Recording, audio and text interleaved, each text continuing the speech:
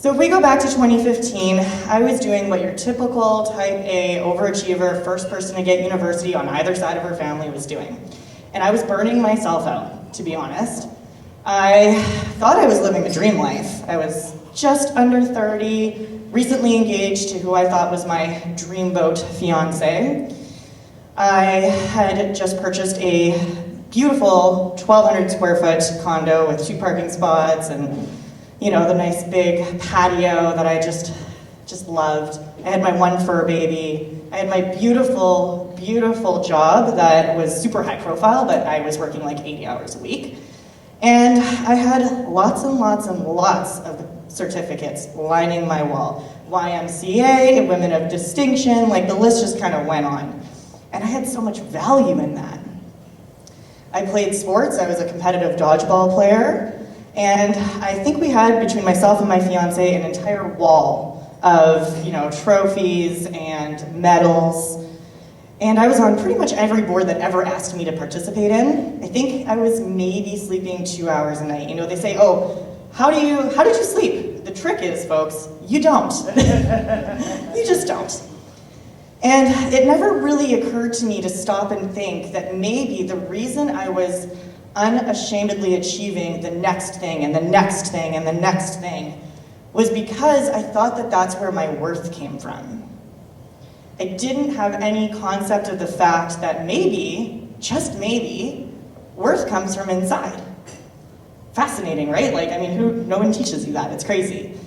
So here I am, doing all the things, keeping myself busy, and I think I'm living the dream life. And there's this weird void in my stomach all the time, and I think it's this emptiness that comes from this lack of value. And I'm convinced that the next thing I earn will be the thing that gets me that value. Has anyone ever felt that? Like maybe if I just keep achieving more things, then I will achieve more value. Newsflash, doesn't work that way. So this was my first experience of living for literally everybody else, but I didn't know. Then everything changed. I came home from a 5-day business trip, and my dreamboat fiance was on the floor in my kitchen, borderline overdosing from cocaine. He had not been to work the whole time I had been gone. All of the alcohol in the house was gone. He had basically not eaten, not slept, and been smoking and was completely delirious by the time I got home. And in that moment, my entire life shattered before my eyes. You know, when you build a card house, it doesn't take much to just bring the whole thing down. And that should have been my wake-up call, right? Like, you'd think that this is the turning point in the story, and unfortunately it's not. So instead of doing what probably every sane person would do and being like, okay, this is my breaking point, and like I'm gonna learn and move on. No, this is my opportunity to button down the hatches and prove that this was the life I wanted. I was living for me. And so instead of just now controlling everything else in my life, like everybody else's perceptions of just me, now I'm also controlling the perceptions of him and all of his choices and making sure nobody thinks he's an addict and making sure nobody knows he's in rehab and hasn't been working for 3 months. And I kind of felt like, for those of you that have seen WALL-E, and there's like the robot, when he gets up into the spaceship, he's all dirty, and there's like the little cleaner sweeper robot that's like following him around, cleaning up after his mess. That was me. I was just like trying to keep my shit together and then like sweeping up the mess that an addict tends to leave behind them, right? And it took me 2 years before I finally exploded and just lost my mind. Thankfully, it only took 2 years. I feel like sometimes it can take longer. Just a lot of tiny little breaking points, and I just all of a sudden snapped, canceled our wedding 3 months before the date. Took me like a year to sell the dress, and moved out. And that was when the real work began. What's really interesting is that in that moment of me choosing to completely dismantle my life, instead of having it ripped away from me, I chose to leave. And in that moment, I was listening to a podcast that had mentioned a Tony Robbins quote. And I honestly was just trying to like listen to things to get out of my own head, because what was in my head really, really, really hurt.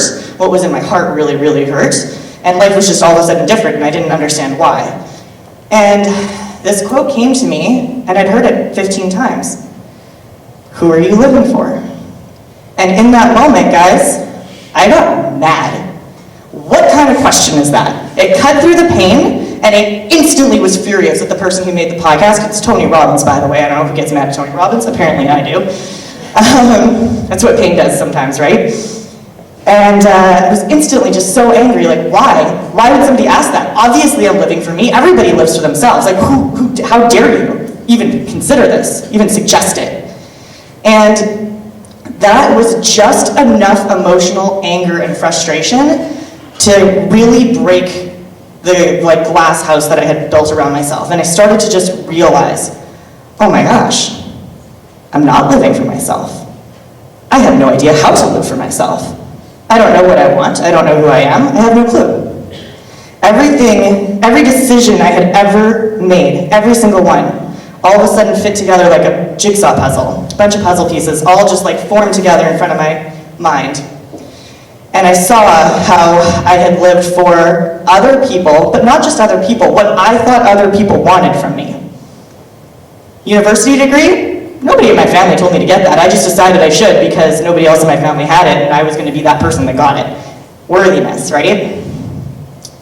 And so that began the 18-month process of discovering myself, of uncovering what it was that I was supposed to do in the world, who I was supposed to be. It meant a lot of shedding, a lot of tears.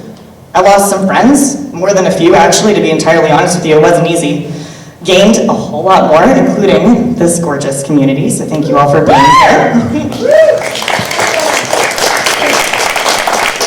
And I got the experience of making these decisions for myself, and my corporate career increased, and that was beautiful, but I got to start some businesses that allow me to give back to the world. We've started a retreat, we've started a coaching business, I've started being able to consult with startups who are legitimately changing the world, so I'm really truly giving back. And that is what makes my heart really, really happy. And on top of all of that, the most important thing is that that question started the chain of events reaction that got me on this stage, got me comfortable sharing this story, because it's the first time I've ever shared it, and allowed me to stand in my power and my truth and confidently show up as myself. All because someone asked me and pissed me off when they asked me, who are you living for? Thank you.